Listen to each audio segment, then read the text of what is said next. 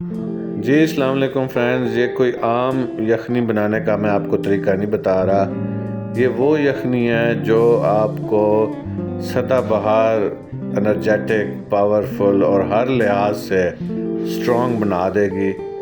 तो रेसिपी सुने आप और इसको ट्राई करें। सस्ती लेकिन ऐसी पुरअसर के आप याद करेंगे।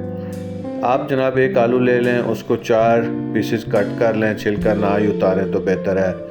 थोड़े से आप बीन्स देख सकते हैं, ये कुछ 40-50 के करीब मटर के दाने हैं। एक छली के हमने दाने काट लिए हैं और साथ ही एक टमाटर हमने काट लिया है, 2 मिर्चें, 3 जवियाँ लहसुन की, थोड़ी सी अदरक और 1 अदद प्याज छोटे साइज़ का हमने मोटा मोटा काट लिया है। ये सब चीज़ें मोटी मोटी काटनी है आपने। मिट्टी की हांडी मेरे पास अक्सर होती है, उसमें ये 4 से 5 के करीब गिलास मैंने डालनी है। और अब ये सारी जो चीज़ें हैं ना, ये मैंने उसमें बारी बारी डाल देनी है।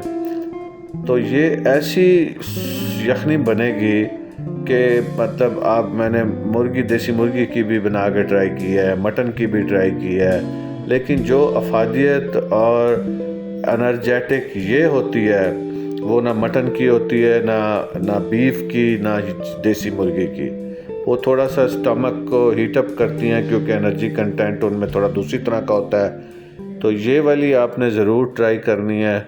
उसके बाद आपने ख़ुद ही बताना है कि जनाब इसमें क्या आपको एनर्जी कंटेंट फ़ील हुआ। बूढ़ों को पिलाएं क्योंकि इसमें मतलब शुगर वाली तो ऐसी कोई चीज़ नहीं है। बच्चों को पिलाएं, आप बच्चों को पिलाएं, उसके बाद आप बच्चों का एनर्जी लेवल बूस्ट होते हैं, आप खुद ऑब्ज़र्व करें, आप हैरान होंगे।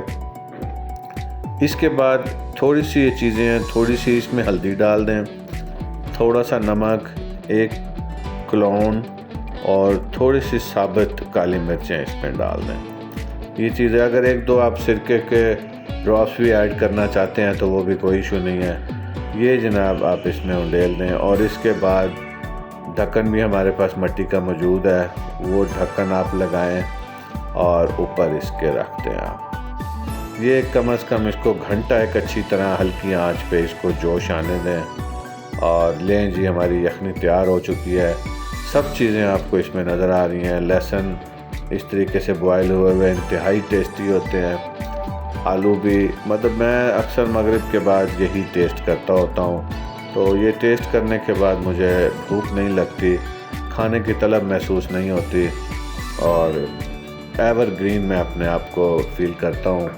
तो इसको अपनी डेली की रूटीन में शामिल करें। और ये वेजिटेबल की यखनी का ये फ़ायदा है कि ये आप सर्दियों गर्मियों दोनों मौसम में पी सकते हैं।